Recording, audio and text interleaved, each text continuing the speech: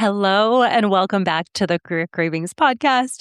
Today, I have a super inspirational episode for you. I interviewed Aileen Edwards, who I met at an entrepreneur event, and she told me her story, which literally gave me chills. She grew up extremely poor and had made it to the C-suite, and she shares her tips for how she did that, everything she's learned along the way, in a super interesting conversation. So if you have aspirations to make it to the director level, the VP level, maybe the C-suite as well, you're going to want to listen to today's episode. And also, if you went into Q1 saying, this is finally the year I land my next role, and it didn't happen, this is the reset that you need. We are heading into Q2, a brand new quarter. And with that, what I decided was I am going to host my free live masterclass again for HR professionals because the market has shifted. The strategies that worked even a couple of months ago are not working anymore. And in this session, I'm going to break down exactly what's working in today's job market to land your next HR role. 90 days or less. I'm also going to be breaking down how to position yourself to stand out so that you're not overlooked, what resumes are actually getting noticed now, and how to stop feeling stuck like you are in this application loophole. If your goal is to land your next role in the next 90 days, set yourself up to win in 2026, you cannot afford to miss this. So the free training is linked where you can save your seat in the show notes. And I will see you live on April 16th. See you there. Hey, it's Irina and welcome back to the Career Cravings podcast. This podcast has a simple mission. It's to help ambitious professionals like you build the career and life that you've been craving. Over the past 15 years, I've worked as an HR leader, designed hiring systems, led recruitment teams, and I've sat on the other side of the hiring table. I've seen what works in today's job market, what doesn't, and what separates those good candidates from the ones that actually land their dream roles. Now I'm bringing everything I've learned straight to you. Each episode is packed with actionable insights and tools to help you land your dream role sooner. Now let's dive in.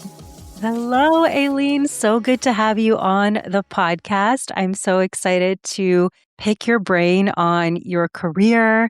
You have so many beautiful insights to share with this audience. So I know as soon as I met you at the Ritz-Carlton for high tea, and I heard about your career path and the fact that you were writing a book and also the fact that you were a CHRO, I'm like, I need to have you on. You need to share your journey and your insights with this audience. So thank you so much for being here. Thank you for having me. I'm just thrilled to be here. I love talking about my journey. Love that. Okay, good. So when we connected, I was really surprised to hear about your not traditional career path. I mean, you didn't start your career with the traditional advantages that many executives have to get to the C-suite. And I'm curious about the point in which you realized that your background was an asset instead of a liability. Right. So it's interesting because I fell into HR accidentally. So I applied for a position because I grew up in a very poor household, single mother. And I didn't go to college. I couldn't afford to go to college. So I went to work and I kind of fell into HR and just sort of worked my way through that and realized that the skills that I was gaining were actually an asset to me. And so I became an HR consultant and I became an HR manager. But then when I became an HR director, that was really the pivoting point for me when I realized that that was the asset because, I was given that opportunity because somebody who saw something in me. And I've had lots of people see things in me all the time. So it was just really nice to be able to get that. I'm like, oh, wow, I'm a director now.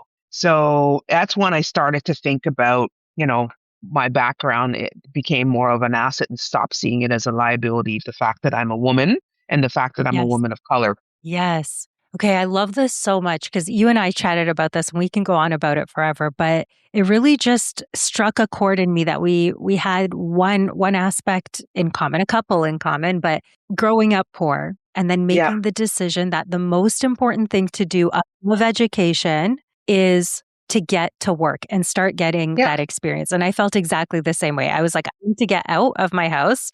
I can't live with my mom anymore. I felt like I wasn't living the life that I knew that I was Mm-hmm. meant to live. And that Mm-hmm. was such a huge contrast. And same thing, I was thinking, I'm not going to go to university and spend all of this money having to pay it back myself. Yeah. And then after that, wait 4 years before I can start like working and Yeah. generating an income. So that really resonated with me. So you went to college as well, started working as soon as possible, and you obviously crushed it because you had people see potential in you, maybe even before you saw it in yourself. Right. And you got promoted to that director level, which is amazing. What Yeah. would you say were some of those skill sets that set you apart to be able to get that far in your career before the next stages? I think one of the skill sets is I'm a learner. I love to learn. I love to listen to people. I love to emulate people. So that was the kind of thing. And I went to college at night. So I worked full time during the day and went to college at night. But I was already married and I'd already had my first child. So totally non-traditional, right? But just sort of soaked everything in because I shouldn't say always, I never believed that I had what it took. So I always worked harder to prove myself. I always delved into the books. I asked a lot of questions. I tried to do all of that. So that was the thing for me is, not having to go that traditional route and having to work harder to get to where I am. And then when I got there, I still couldn't believe it. And I remember people would ask me, what do you do for a living? And I'm like, oh, I'm in HR. And it was my husband that said, why don't you tell people that you're a director of HR? Right? Like, I was super proud of it, but it was like it came with a little bit of guilt. And who are you to be a director of HR and things like that? So yeah, that was one of the things one of many things that when I got to the director of HR, I'm like, wow, I made it. Because originally I'd only aspired to be a manager, right? Yes. And then things just happened. People tapped on my shoulders and it was great. That's amazing. So, what was the turning point for you to start? There's like that imposter syndrome, like who am I to Yeah, have a director role? But right. you ended up as CHRO, so you obviously kept climbing the corporate ladder to the very Yeah, top of the HR yeah. organization. What shifted for you to be able to know that you deserved your seat at the table? So first of all, I'll say I still have imposter syndrome to today. I still live that, but I've learned to work beyond it. I've learned to really trust in myself because, I got here for a reason. People see things in me. I'm very talented. I have a wealth of information in labor relations. That was my passion. So, and I've surrounded myself with people that know that. So I started to believe little bits at a time that I could do this work. And I used to have to just keep pushing that imposter syndrome off my shoulder and from keeping me down. So there were lots of moments where I had to keep doing that. There isn't one pivotal moment where I'm like, okay, I'm going to leave imposter syndrome behind. It's always still with me. It's so true. I bet writing the book too, like, is that Yeah. coming up for you? Because I know it's coming up for me. I'm Yeah. like, I've never Yeah. written a book. So now I'm Right. like, Like, am who's going to I read my book? Who's okay? going to read my story? Yeah.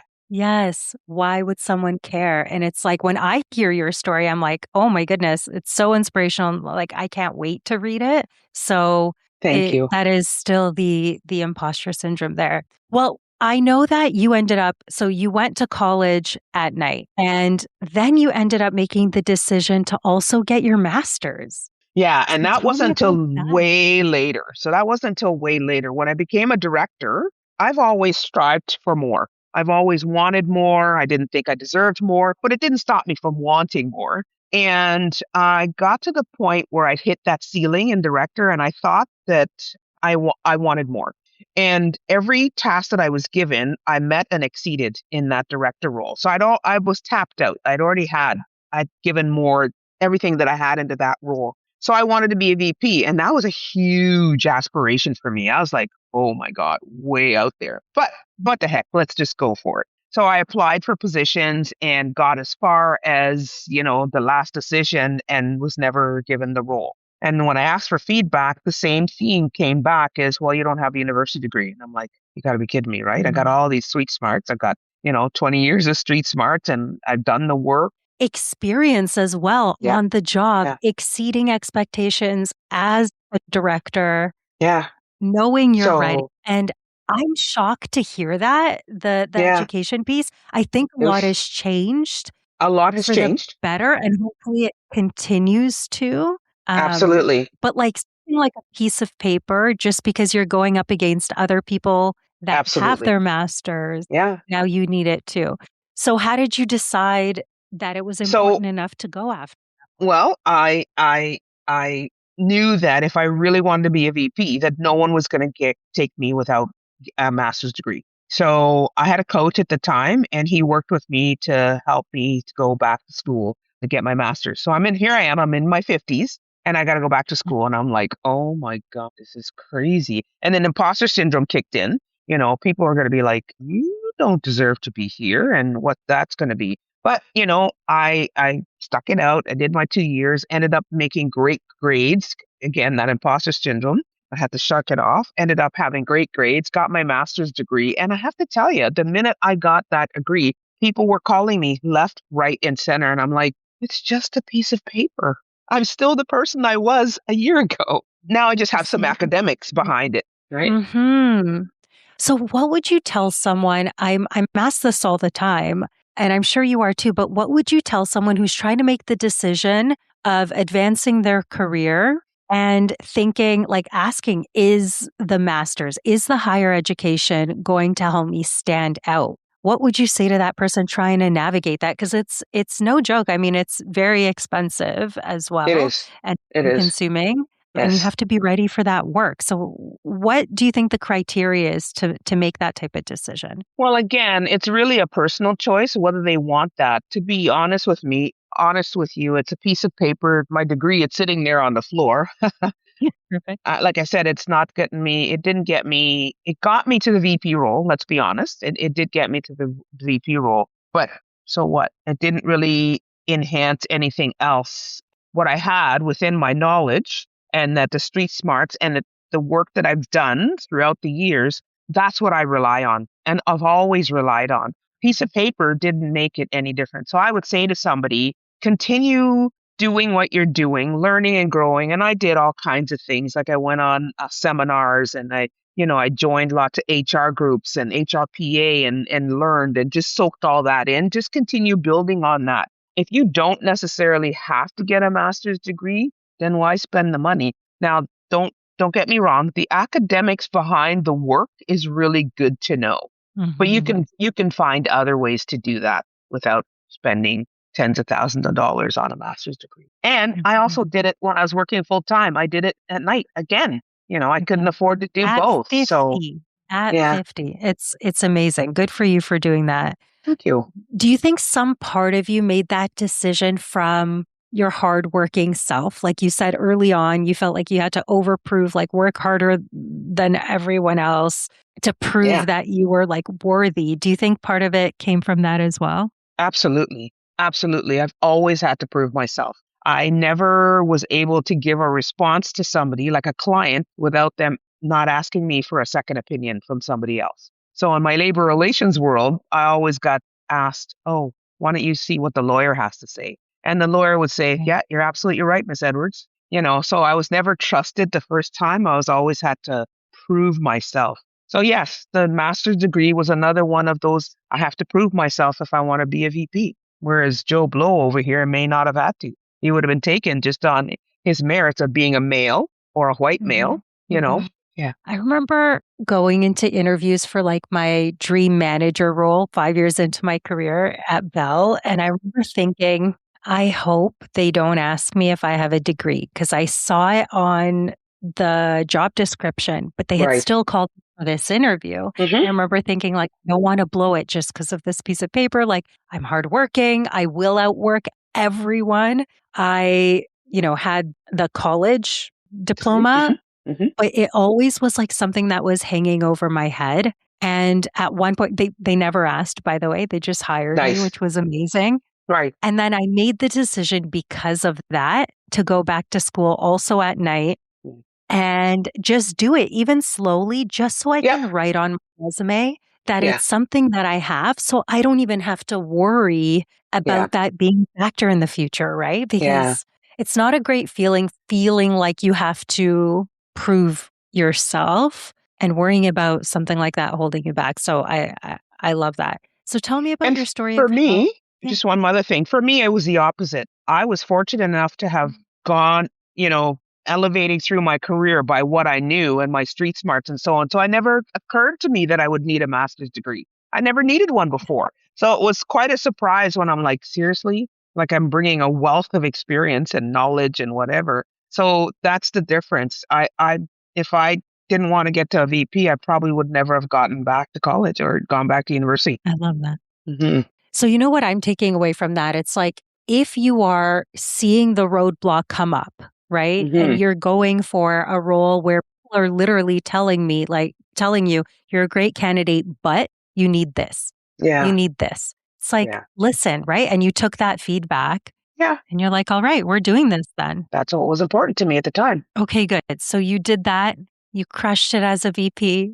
And then tell me about how you became CHRO. So I had worked for an organization when I was a director, and a colleague of mine was a CFO, and he left to go to another organization. And he talked to me and said, they're looking for a CHRO here. And I know the wonderful work that you've done because I've worked with you before. We would like to transfer some of that here. So would you be interested in becoming a CHRO? And I was like, of course, right? So that's how I became a CHRO, was on a recommendation. Again, somebody saw something in me and knew that I could do it and said, come on over here and work for us. So that's how I became a CHRO and just took my skills to the next level and yeah, started to do that. And it's great. It was lovely. It's great. I love that. So it's leaning into your network. And obviously, again, Yeah. you had proved yourself to someone who gave you an opportunity that you didn't even know that you were ready for, that you didn't see for yourself. So that's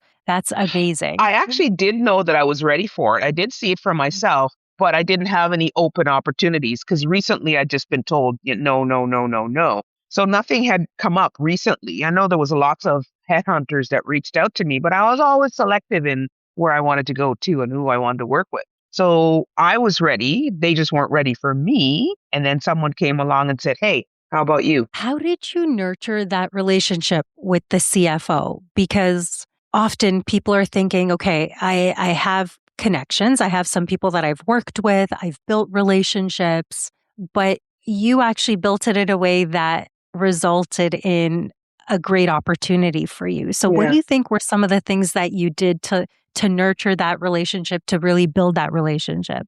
Well, we were all peers. So, I wasn't a chief human resources officer at the place where I was. There was a VP and EVP above me, but I was the boots on the ground person leading HR and occupational health and wellness and volunteer services and all of that. So the programs and learning and development. So the programs that I helped to develop and execute within the organization, those were the kinds of things that all of my peers kind of worked with me. So that was all part of nurturing. They saw what I could do. We talked about leadership development. We brought that into play. We brought in coaching, all of the things that you needed to do as part of HR when you're investing in your people and the strategic plans that I made and so on. So that was all part of nurturing relationships because you need money to let finance or the finances to let strategic plans and everything grow and investing in people. So that's probably where the nurturing came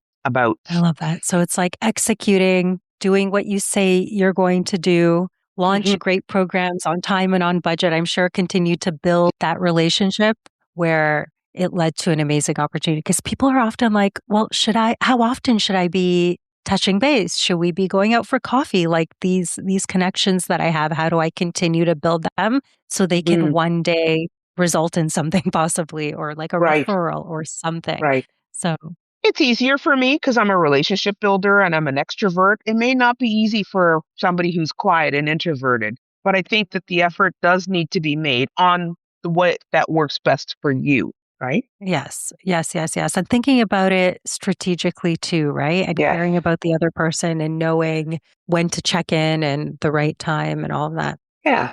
So there's so many people listening that are in HR or people that are in leadership roles and maybe have that quiet aspiration to get to the C-suite one day. Hmm. What do you think sets people apart that make it there? Because there are so little roles at that level and Mhm. everyone else. I think you need to really believe in yourself and continue to put yourself out there, not in that grand, loud, obnoxious way, but let people know what you stand for, what your aspirations are. Surround yourself with the people that are going to be taking you places, that you're going to learn things from. And just drop a hint every once in a while. This is what I aspire to, even if it's at, the coffee store or you're having coffee or the water bottle station back in the day when we were in the office. Just make sure people know what you aspire to do, what really makes you tick, what is it, what's exciting for you. And eventually that'll spread. They'll talk to somebody else in the lunchroom and go, hey, did you know Irina was interested in this, this, and this? I have no idea. And then that person talks to that person and so on and so on. So I think in your own way, make sure that you are articulating your thoughts and feelings and desires to people in your own way. Don't keep it to Yes. yourself. Yes. You saying that, it sounds so simple to me. I'm like, of course, yes, let people know. But the thing is, realistically, like looking back in my career, I was terrified to tell people Yeah, because of course. maybe I wasn't sure if I could actually do it. And then I was also, when you speak to your boss about something like that, it's often their job you're speaking about. So then Yeah. there's this other layer of like almost walking on eggshells and doing that in a way that isn't going to threaten your Yeah. leader as well. Yeah. And I know sometimes the worst fear is thinking, well, the person will tell me you're not ready, or really, I'm shocked. Or, I remember in that manager role that I got at Bell, I remember my leader asking, so what do you want to do in 5 years? Right. And I'm like, okay, this is my opportunity, right? Because I knew I wanted to grow with the company. And I'm like, I'd love to lead a larger team one day. Now that's Yeah. code for essentially a bigger role. Her job, she was leading a larger team. And I'm not kidding. She almost fell out of her chair. She was like, oh, in the next 5 years. Wow. It took me 20 years to do Yeah. that. And I Yeah. was like, ooh, okay, point taken. Do not share my career aspirations. Like, Yeah. And you know what? who? Be Like that was selective for sure. And one of the things I never told myself back then, and I do it now, is this is about me. This isn't about you. And it took you 20 years and all that kind of stuff. These are my aspirations. And who are you to, downplay them or shoot them down, or, whatever. So I think people should be strong in their convictions and continue to aspire to greatness and let it be known by everybody. And whatever other people think is none of your business anyways. yes. And the funny thing about that is I was promoted a year later. I became her peer and I never even applied for the role I was approached for. Amazing. Oh, Like wow. my intuition was right. Like Yes. why was that her response? Why was that so threatening to her, So you're Yeah. right. I was scared in that moment. It kind of made me quiet, but I regret that looking back. So Yeah. I'm curious, looking back on your career, you've had so many lessons. You've had such a full and incredible career. If you could coach yourself, like the 20-something-year-old you, and tell yourself one thing that you would stop doing sooner, what would that be? I think one of the things is stop telling myself negative stories. Like stop telling myself that I didn't deserve to be there, right? And that comes from my upbringing. I grew up in a poor household. As a young Black person, you're told, don't rock the boat, don't cause any trouble, none of that, stay in your lane type of thing. I think I would stop telling myself those stories because I was dying to bust out of this mold, right? That I was actually being, secured into. And I wish that I'd taken more steps sooner to break out of the mold. I eventually got there, but yeah. So stop telling yourself that you don't deserve to be there. You do. You've earned it. You do. Yeah. You've earned it. Yes. Hindsight's 2020 though, right? It is. As a young person, Absolutely. you maybe thought you didn't know that those were fake stories that had no merit at all. Absolutely. But now looking back, you're like, oh, all this time I had the capability, I had the potential, and it took that belief in Yeah. myself. Those are other people's stories. That weren't my stories. So live your own story. Mm-hmm. Tell me about what you're up to lately. I know you've had an incredible HR career. And then you Yeah. took it a step further and became a CEO. Tell me what you're up to lately, and I want to hear more Yeah. about the bold method. Okay, so what I'm up to right lately is scaling my business. I started my business, HR consulting and leadership coaching in 2020, but I was in the corporate world. So I had one foot in, one toe in really, and I really, wasn't really doing as much. I really wanted to be my own boss, to have a consulting business, but work got in the way. So now that I've had an opportunity, I'm into it full time now. I'm a CEO of the company. I'm learning how to be a CEO, learning about marketing and sales, and learning to really put myself out there so people know who I am, what I represent, how I can serve others, including women and especially women of color. So that's what I'm doing right now, scaling my business and really working towards that. I've also completed my book. So it's called Black Skin, Bold Heart. It's not out for release yet, but that is something that it's a 10-year journey, a labor of love with my book. But from that came the bold method. So that's where bold comes from. And basically, bold is a 4-step program, and it's all about my book and all about me over the years. So B stands for becoming. So owning my own story. So when I talk to people about be true to who you are, right? Reconnect with your power. That's where you begin. Have that self-awareness to yourself, your identity, that type of thing. And then if you do that, you can uncover those patterns that really benefit you. And then owning. So stand in your brilliance, lead with intention. That's a place where you move from awareness to ownership. You claim your space, you claim your voice. Then leading from the inside out with clarity, with courage, and with care. Step into your power as a transformational leader. And that's what we do in HR is we're transformational. So that's the type of thing. And finally, the last one is D. This is the powerful one. It's disrupting. So it's breaking those cycles, breaking the cycles about, oh, you're just a woman or you're a Black woman or you're a person of color. Redefine leadership, build your own legacy. It's about impact. That's that final stage is, systemic changes and influences and storytelling and all that kind of stuff. That's what BOLD stands for now. And that's what I'm working on getting that into the world. So I've been posting a little bit on LinkedIn to introduce people to the BOLD each week. And yeah, it's just living my legacy, but now. Now, I love that so much. I feel like we always teach what we needed to learn earlier. Yeah. That's I Mhm. feel like what we're so passionate about. And that's what I do as well, teaching. I wish I knew earlier in my career because once you see it Yeah, and you've transformed or you've gone through your own transformation, it's so powerful. You just want to share it with the totally. world. So I'm Mhm. curious if you had the bold method 20 years ago, 10 years ago, how would that have transformed your career or where you are today? I probably would have been a VP a lot sooner, right? I Yes. would have been a VP a lot sooner. I would have made more of an impact into a long life. I could have been an EVP. I could have been anything more if I had this bold methods, if I had the ability to really break those barriers, break the cycles, and just come into my own power sooner.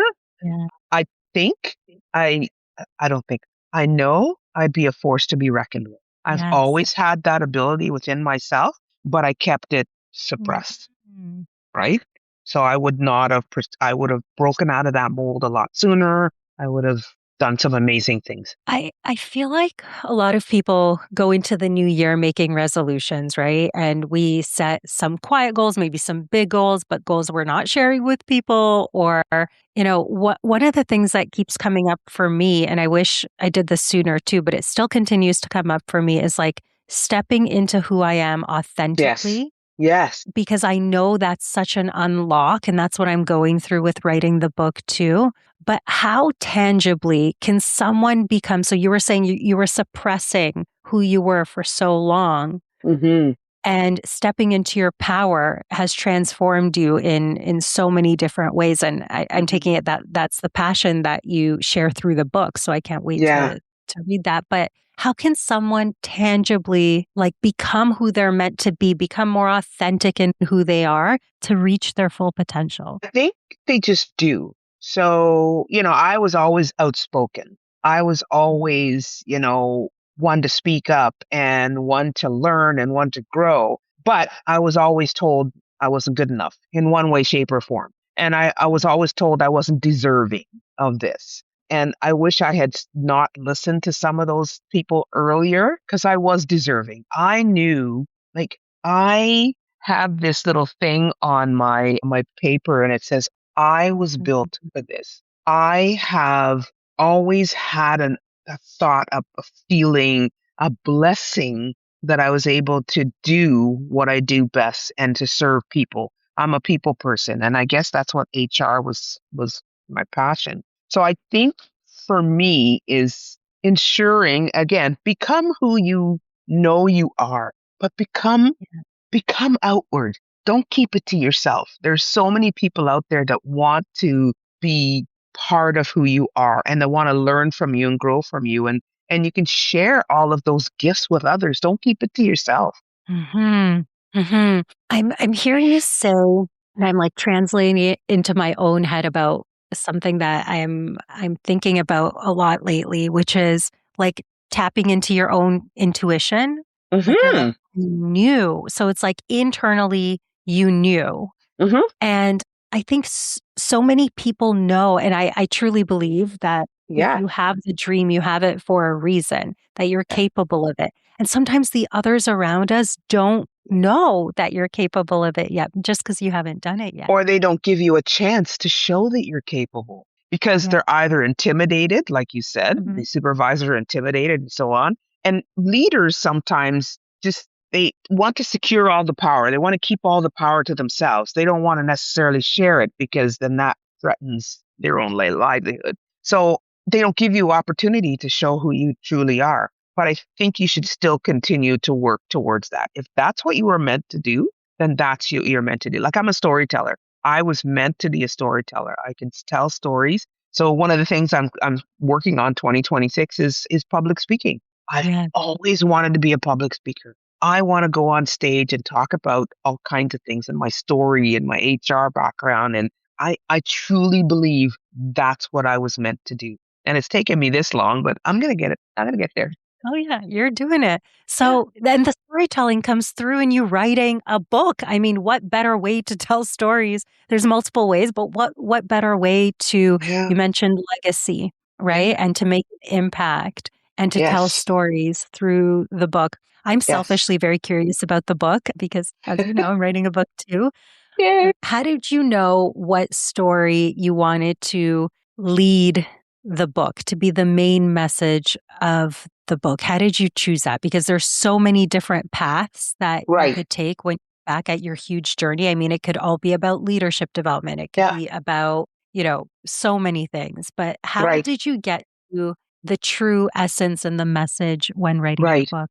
So I really wanted to start at being a leadership book. So I really wanted to start about leadership. And then I thought, well, leadership, I can't write about leadership without writing about me. How did I become a leader? So then it turned into a memoir after some time about leadership because I recognized that my leadership capacity, capability started at a very young age in public school when I stood up against the teacher and said, no, I'm not doing that because it was derogatory. And, when I was working as a bus girl and at the old spaghetti factory, and I stood up to that person and said, yeah, I don't want to go out in the dark alley and clean up garbage. Like I've always known that. So I couldn't separate me from the leader. So then I went back and thought, okay, this needs to be my life story. And, I work with people. One of the people that told me and said, you should tell your story. You should tell your story about where you came from and look at where you are now.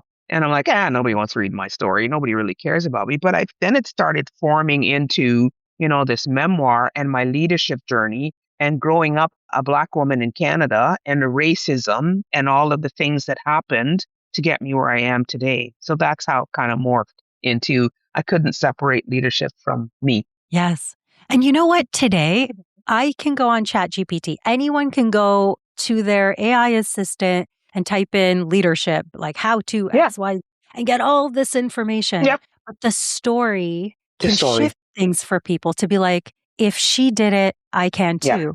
Or this is Yeah. how she did it. This is what happened. Or Yeah. I didn't think that was possible for someone like me. And Yeah. sometimes it just takes someone steps ahead of us to share those details of what it was Yeah. really like. And I What feel it like was that's really like what in the matters. trenches. Absolutely. So my book, Black Skin, Bold Heart, it's a memoir of purpose, power, and perseverance, because that's Yeah. what life's been so far. I love that. So I'm picturing like a memoir manual. It's like memoir, your story, which is so inspirational, and then also like the leadership lessons along the way.